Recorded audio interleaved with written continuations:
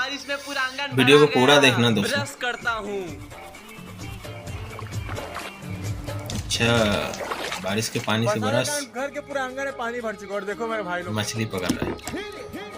Video दोस्तों अगर आप लोग अच्छा लग रहा है तो एक प्यारा सा लाइक, प्यारा सा कमेंट कर देना। पकड़ लिया।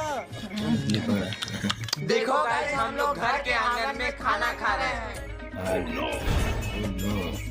इस साल 50 मिलियन सब्सक्राइबर करना है कहाँ से आते हैं ऐसे ऐसे सब्सक्राइब लोग? बटन को